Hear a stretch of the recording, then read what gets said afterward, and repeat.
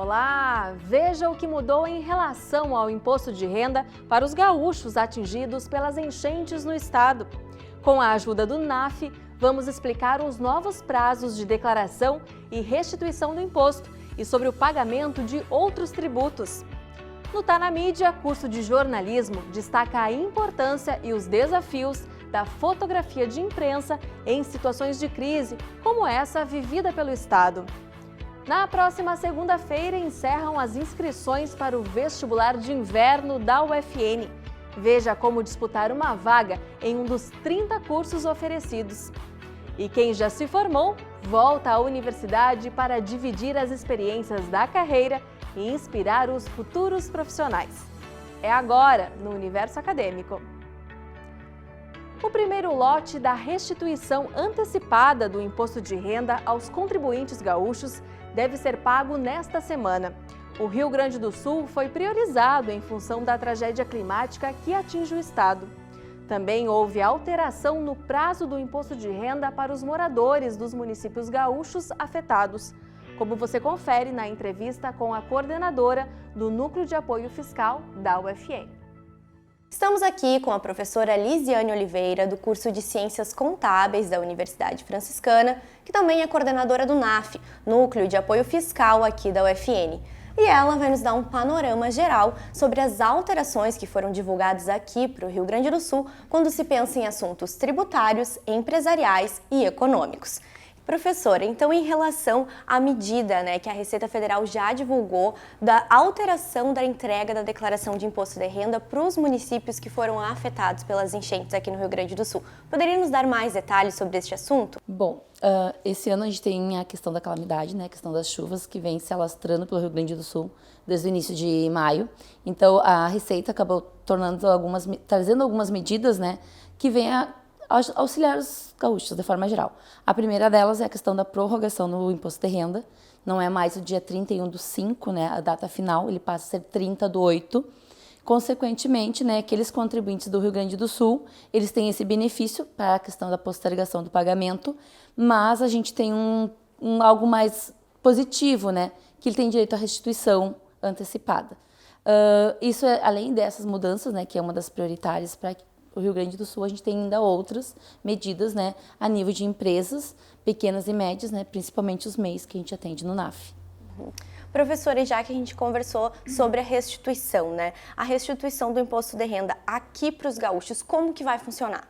Bom, então a restituição já ocorreu o primeiro processamento de dados da Receita Federal, que foi agora no dia 20 e, consequentemente, a partir do dia 23, todos os contribuintes que já entregaram suas declarações podem entrar lá no portal e conferir se a sua restituição está liberada para pagamento agora na sexta-feira, dia 31/5. Então, essa foi a primeira questão prioritária, ou benefício para os contribuintes, porque muitos acabaram perdendo seus bens, reconstruindo suas casas, então esse dinheiro vem como uma forma de incentivar a economia.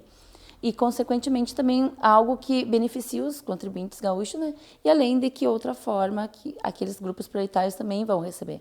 Então, aí tem um valor bem relevante de pagamento, de restituição para esses contribuintes. Então, quem já entregou a declaração, está com dúvida se vai receber ou não vai, a gente sugere que ele acesse lá o portal. Pode ser o portal do Imposto de Renda, do ECAC, ou até mesmo através da consulta restituição, para verificar se ela já está em fila de restituição, possivelmente agora dia 31/5 ele já recebe esse valor. Professora, para o pagamento de tributos também tivemos alterações. Quais tributos sofreram essas alterações, e que alterações são essas? Bom, a gente tem uma alteração também que veio com essa medida, que são os tributos federais, ou seja, aquelas empresas que pagam PIS, COFINS, contribuição de renda, contribuição social, imposto de renda, elas tiveram os impostos de abril prorrogados para julho, imposto de maio prorrogado para agosto e de junho prorrogado para setembro. O que eu gosto de enfatizar é que as empresas têm um planejamento financeiro, porque a partir de julho elas vão ter duplicidade de pagamento de tributos, Uma vez que prorrogou agora esses 3 meses, abril, maio e junho, para julho, agosto, setembro, os impostos lá de julho, agosto, setembro, consequentemente para frente, vai ter um período em duplicidade, Então a empresa vai ter que se reconstituir até que saia algum outro benefício ou não, E outra questão também já trazendo é a questão do próprio pessoa física, o imposto de renda. imposto de renda também foi prorrogado. Os MEIs, quem tinha guias para pagamento agora de abril, também foram prorrogados. Então, foi uma prorrogação em âmbito federal, né? Nesse primeiro momento, a gente teve algumas prorrogações em âmbito estadual também, mas também são diferentes, né? Os prazos, estadual prorrogaram pelo menos 30 dias. Pode ser que saia alguma outra medida, uma vez que o sistema do Estado recém está retornando hoje, né? Desde o dia 6 ele estava desligado. Então, a gente sabe que está um momento delicado, muitas mudanças estão vindo. Então, mas acho que, de fato, assim, enfatizar, principalmente, MEIs tiveram prorrogações, imposto de renda, que a pessoa física teve prorrogações, e pessoas jurídicas, né, tributadas aí por lucro real, lucro presumido, até mesmo empresas do Simples Nacional, também tiveram prorrogações. Tivemos promessas de apoio fiscal por parte do governo, né, um apoio, um incentivo às pequenas e médias empresas neste momento de calamidade. O que mais poderia nos dizer sobre isso? Como você falou, né, promessas, então ainda está tramitando. Alguns bancos, principalmente instituições financeiras, ainda não têm ciência total de como que vai proceder. Então, o Rio Grande do Sul vai receber um valor expressivo, que vai vir como forma de fomentar a economia, né, auxiliar, mas ainda não tem nada, vamos dizer, 100% concretizado, porque demora, né, toda a tramitação, liberação de valores. Trago alguns benefícios, né, financiamentos, ou através de bancos, né, públicos, principalmente Banco do Brasil, Caixa Econômica, né, as cooperativas também estão estudando para entrar nessa relação, que são os Pronampes, onde a empresa, né, tem uma carência aí de 24 meses para poder começar a pagar. Então, é um benefício, então ele consegue se recuperar nesse prazo, né? E os juros também baixos. Outros benefícios que tem empresas que estão com dívidas na Receita, não é necessário emissão da certidão negativa para poder tomar esses financiamentos, né? Então, acaba que aí o governo deu um prazo, pelo menos de 6 meses, a empresa não precisa obrigada a emitir a certidão negativa, né? Outras questões que a gente tem o saque FGTS, né? Em termos de calamidade, está liberado, principalmente Santa Maria, para todos os contribuintes. Claro que a Caixa está solicitando alguns documentos, então não é simplesmente, eu vou solicitar. Então tem que entrar no aplicativo, conferir, verificar se realmente precisa, né? Ou se a pessoa precisa daquele valor. Tem um limite, não é todo o FGTS, é 6.220. Tivemos outros benefícios, tal como quem tem financiamento habitacional foi prorrogado parcelas. Algumas cooperativas de crédito que tinham, até mesmo os bancos, né, que tinham crédito com seus associados ou até mesmo clientes, né, de forma geral, prorrogaram, né, também para a partir de julho. Então tem alguns benefícios, principalmente nesses meses de maio e junho, que quem já está com um pouquinho de problema financeiro consegue se restabelecer lá para frente, né. Já que a gente está falando de apoio, então, né, a Receita Federal ela destaca que todos os contribuintes aqui do Rio Grande do Sul ou de todo o país podem destinar, então, doações a partir da declaração do imposto de renda aqui para o Rio Grande do Sul, em função de toda a calamidade, né? O que tu poderia nos esclarecer sobre isso? A questão da doação, né, ela já vem sendo trabalhada constantemente em auxílio ao Fundo da Criança e do Adolescente e ao Fundo do Idoso, e agora tem mais essa relação da calamidade. Então, é uma forma daquela contribuinte que tem imposto a pagar não destinar todo o valor para a União, de forma geral. Ele pode, através da declaração, né, destinar a um fundo, como já mencionado, aqui do Rio Grande do Sul, e auxiliar, né, uma determinada população. Então, até 6% do imposto devido pode ser destinado. Mas se o contribuinte tem imposto a restituir, também pode destinar. Ele destina o valor para o Rio Grande do Sul e depois lá na restituição ele recebe o valor da restituição mais esse valor destinado já corrigido, né, com taxa Selic. Então é uma forma de auxiliar dentro de um âmbito legal, né, onde a gente tem toda uma transparência para onde vai o dinheiro. Professora, muito obrigada pela participação aqui no nosso programa Universo Acadêmico, por todos os esclarecimentos. Muito obrigada pela participação. A importância e os desafios da fotografia de imprensa em situações de crise, como as enchentes que atingem o Rio Grande do Sul, é o tema do Tá na Mídia de hoje, com o curso de jornalismo.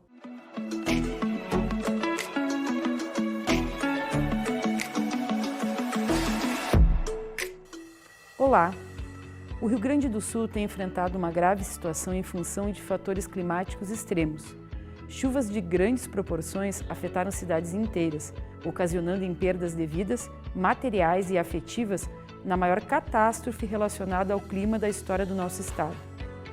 Diante de fatos como este, é imprescindível reconhecer a importância do trabalho realizado pela imprensa como um todo, contribuindo com a sociedade por meio da informação, do esclarecimento, da denúncia e do resgate da memória coletiva a partir dos registros dos acontecimentos.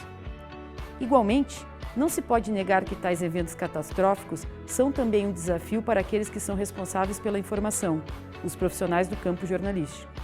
Entre estes profissionais, os fotorepórteres são os que possuem um trabalho diferenciado, dadas as características técnicas do dispositivo usado para informar, a câmera fotográfica.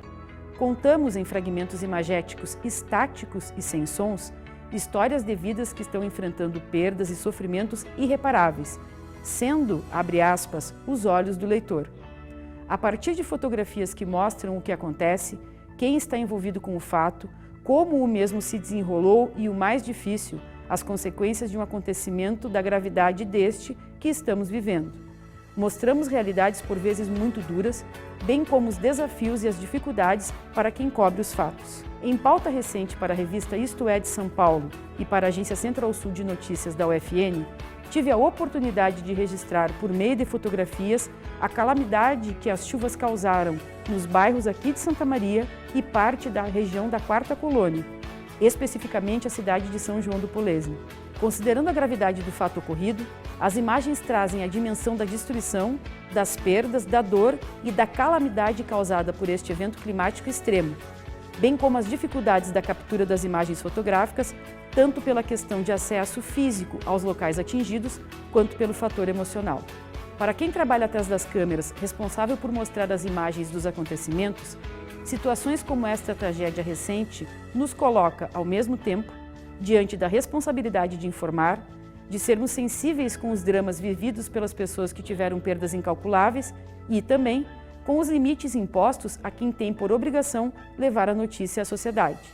Testemunhar de perto cidades, bairros, localidades completamente destruídas e pessoas devastadas por uma calamidade ou tragédia é, sem sombra de dúvidas, uma das experiências mais difíceis para o profissional do jornalismo, como igualmente perigoso, o que torna a cobertura dos fatos ainda mais delicada. Longe da ideia romântica de que o jornalista deve estar onde o fato acontece sem medir consequências para a sua vida, ainda é importante lembrar que, independente do acontecimento, o jornalismo é responsável pela tarefa vital, fundamental e nobre de informar. Até a próxima!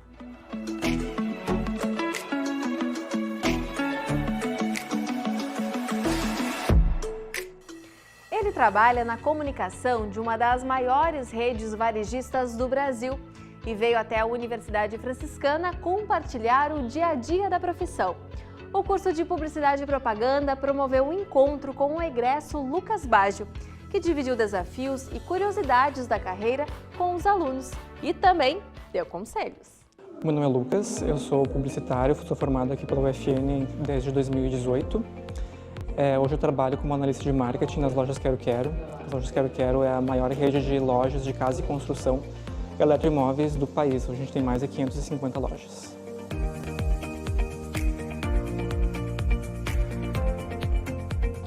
Hoje eu trabalho no time promocional da house interna da Quero Quero. A gente faz toda a parte de divulgação das promoções, das campanhas novas, as maiores campanhas que a gente grava com o Michel Teló. Então eu quero, bora vamos lá, eu vou deixar minha casa bonita, quero. E eu faço parte da criação, eu sempre trabalhei com criação, então eu trabalho lá como designer, como diretor de arte e junto com uma equipe bem ampla, bem plural.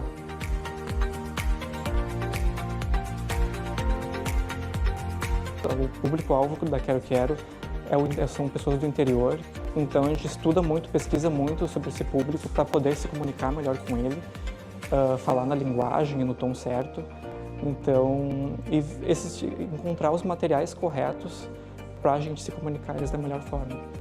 A gente parte de um conceito criativo, então a gente sempre tenta atrelar um apelo emocional com um apelo promocional, a gente tenta vincular essas duas coisas. E aí a gente vai elaborando a partir das metas que a gente tem. Hoje nosso corpo de colaboradores é muito amplo, muito plural, E isso impacta muito assim, no nosso trabalho, na nossa comunicação principalmente ali. Tipo, a gente tem os olhares de todas as pessoas e a gente vê o quanto isso é importante hoje em dia.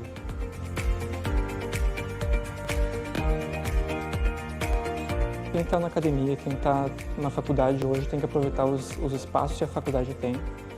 Então, todos os laboratórios, as monitorias, para mim foram vitais para eu descobrir o que eu gosto de fazer, no que eu me ensaio melhor e descobrir para que caminho eu seguir, porque a comunicação tem muitos caminhos que a gente pode seguir. Então, às vezes na faculdade a gente pode ficar meio desesperado para que lado que a gente vai. E o ambiente aqui acadêmico é muito propício para a gente testar, para errar e acertar. E chega no mercado de trabalho já nos conhecendo muito melhor. Então, o momento de testar é agora na faculdade. E seguir aprendendo sempre, se atualizando sempre, estudando sempre. Acho que a faculdade não é o fim, é só o fim do começo, assim, para te seguir aprendendo e crescendo sempre.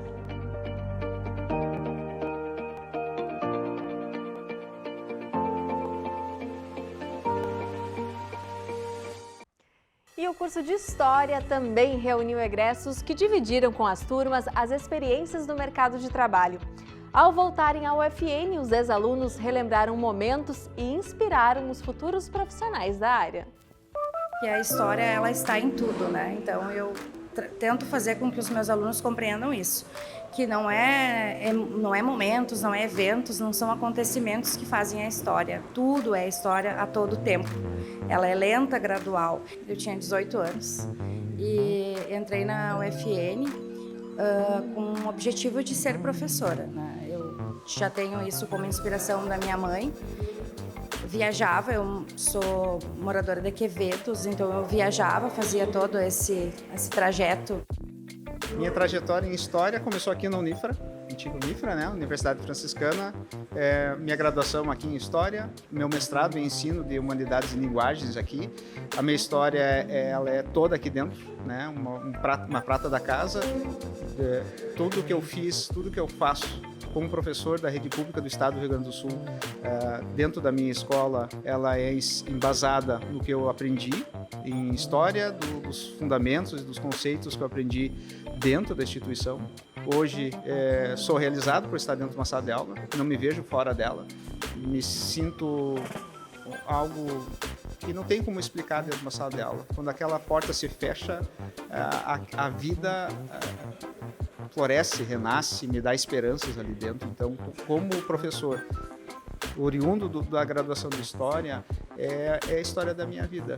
E eu estou participando da história da vida dos meus alunos. As trajetórias de Franciele e Henrique começaram aqui, na UFN, mais ou menos 12 anos atrás. Hoje eles se reencontram neste mesmo lugar, mas com um objetivo diferente: compartilhar as alegrias e os desafios de ser professor e pesquisador com os alunos da graduação de História. E sempre que o pessoal vem, que os egressos vêm, assim como foi também ano passado, é um prazer receber eles, assim, porque eles trazem experiência, eles trazem toda a bagagem na sala de aula e é uma felicidade, porque sempre que alguém traz experiência pra gente, é um deleite. Eu gostaria muito de um dia poder voltar aqui com eles como egresso, passar a minha experiência.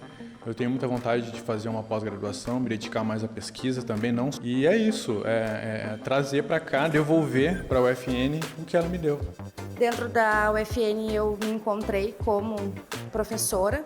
Eu fui muito feliz aqui, principalmente pelo fato que eu encontrei o meu objetivo, né, que era conseguir fazer com que essa profissão fosse valorizada. E principalmente eu encontrei aqui amigos, pessoas que são especiais na minha vida até hoje. Rever o prédio, rever alguns amigos, alguns professores, é fantástico, né? O movimento que tem aqui, sem sombra de dúvida, assim, algo muito emocionante, sabe?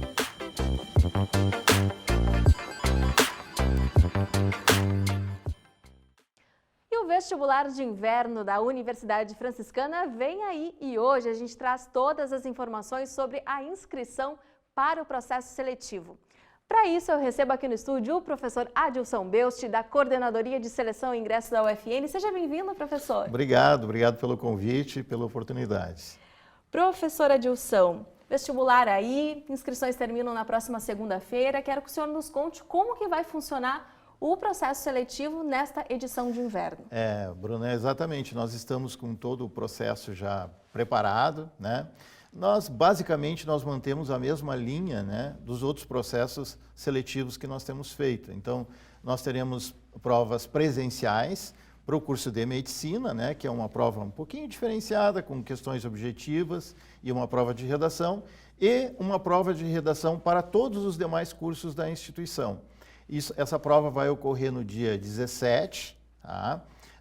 Só que o fato mais importante é o candidato lembrar das inscrições. Exato. As inscrições até o dia 3, né? A gente tem uma colinha aqui na tela. Isso, exatamente. Então, dia 3 de junho, o candidato deve fazer a sua inscrição, deve gerar o seu boleto de pagamento, o qual poderá ser pago até o dia 4. Então, um dia a mais, né, para o candidato se organizar e fazer o pagamento desse boleto. Lembrando sempre que ele não poderá fazer a inscrição no dia 4, a inscrição é até dia 3, gerando então o boleto para pagamento dia 4. E aí, feito isso, a prova vai ser no dia 17, né, tradicionalmente no nosso horário, é uma segunda-feira, né, também um dado importante, assim, que o candidato deve se ligar, os familiares, né, prova no dia 17 e no conjunto 3. A consulta aos locais de prova, então já definimos que no dia 10 de junho nós iremos publicar, em termos assim, até às 18 horas desse dia 10 de junho, os locais de prova, né? Inclusive ver a situação da inscrição do candidato, se o candidato teve algum problema na sua inscrição, ele poderá fazer contato com a gente. Sempre lembrando, Bruna, e os nossos candidatos, que nós temos o nosso e-mail, copervis@ufn.edu.br, né? Tá bem definido, a gente presta todo esclarecimento possível, se for por e-mail, tem os nossos telefones, né, da instituição, qualquer um sempre será repassado para a gente lá na Copervis, e também nós temos o nosso site, que eu acho que é o local mais indicado para o candidato fazer a sua consulta. E, professor, para fazer a inscrição, precisa estar com alguma documentação em mãos? O que o candidato precisa ter? Basicamente, ele precisa de um documento oficial, carteira de identidade, pode ser a carteira de motorista. Inclusive, nós aceitamos documentos digitais, sempre lembrando que no dia da prova o candidato deverá trazer esse mesmo documento preferencialmente, né? Então, se ele fez a inscrição com a carteira de identidade, traga a sua carteira de identidade. Pode usar um passaporte? Pode. Traga o passaporte. Por quê? Fica mais fácil a identificação na sala de aula, né? E uma caneta. Eu sempre digo, a caneta é fundamental, né? Esse documento tem que ser um documento oficial, gente, né? Por exemplo, eu sempre digo, às vezes tem uma dúvida, eu acho que é legal a gente esclarecer. Os candidatos perguntam, a carteira de trabalho é aceita? Não, ela não é considerada um documento para esse tipo de concurso público, né? Então, nós não aceitamos, mas todos os outros documentos também, inclusive na forma digital. Na forma digital, no dia da prova, eu quero chamar a atenção que o candidato deverá trazer, né, com o documento no seu celular, no caso, mas oficialmente, e não print, não foto, né? Nós não aceitamos, porque daí ele não é um documento oficial válido. Tem que abrir o aplicativo na hora, é isso, Tem que professor? abrir o aplicativo na hora e vai ser identificado por ali. Importante, importante. Muito importante. Tudo isso para que tudo ocorra certo e lá, vamos voltar na tela anterior, no dia 25 de junho, o nome esteja na lista dos aprovados, né, professor? Sim, sim. Agora eu queria falar com o senhor, quem está chegando agora na UFN, que ainda não conhece a prova, como que é a prova da UFN? Eu sei que tem toda uma contextualização, né, professor, de temática. Conta pra gente. Tem. A nossa prova, tradicionalmente, nós trabalhamos com uma prova temática, então nós sempre temos um grande tema para a prova, né? Esse tema, por exemplo, a prova de medicina, né? Então, tem um grande tema, né? E esse tema vai ter um subtema, que vai ser o tema da redação, a proposta de redação, né? Que o candidato vai fazer um texto argumentativo, dissertativo, entre 20 e 27 linhas, dentro dos critérios que nós colocamos no edital, está no nosso site, lá o candidato poderá se informar de forma bem clara sobre os nossos critérios de avaliação. Essa é uma das partes. Tem a outra prova, que é a prova para todos os outros cursos, né? Curso de odonto, psicologia, tirando o curso de medicina. Então, o candidato vai fazer uma prova de redação também dentro desse mesmo tema, só com uma proposta diferente. A proposta para o curso de medicina é uma, a proposta para os outros cursos é outra, né? E a prova da medicina, Bruna, é interessante dizer que são 50 questões objetivas, envolvendo as áreas do conhecimento do ensino fundamental e ensino médio. A gente sabe que muitos pais vêm acompanhar os filhos, né? O que eles vão encontrar? Vai ter um espaço para eles aqui na UFN também, né? Sim, nós sempre organizamos, né, através da assessoria de comunicação, e nós montamos sempre digamos assim, um setor para fazer o atendimento dos familiares, o namorado, namorada, né, algum acompanhante que queira vir. Então, todos serão bem-vindos em nossa instituição, terão um espaço onde a gente vai dispor ali de um café, de um biscoito, algo assim, né, para fazer quebrar o gelo ali, né, entre os familiares e seus, né, amigos, sei lá quem estiver acompanhando o candidato. Também a gente apresenta normalmente uma parte da instituição, pode conhecer algum laboratório, alguma exposição que nós temos. Então, aqueles candidatos que vierem de outra cidade serão muito bem recebidos, né? E assim a gente espera, porque vai fazer parte da nossa família, né? Da família franciscana. Exato, é importante que os pais venham, conheçam os espaços, né? A sala de aula, o laboratório que o filho vai estudar. Exato. Tá certo, então, muito obrigada, professor, pela sua participação com todas as informações sobre a inscrição do vestibular que encerra na segunda-feira. Exatamente. Nós agradecemos a oportunidade, estamos sempre ao dispor de você, né? Vocês da TV UFN, sempre muito atenciosos conosco, e a toda a comunidade. Qualquer coisinha, eu já falei o nosso e-mail, tem o nosso site, é só fazer contato com a gente. E se quiser ligar também por telefone, não tem problema, telefone fixo, né? Nós temos o 32 20 12 20, só fazer contato com a gente e nós iremos esclarecer. No horário das 8 da manhã, né, até às 18 horas, sempre tem alguém em nosso setor, lá na Coordenadoria de Seleção e Ingresso, trabalhando.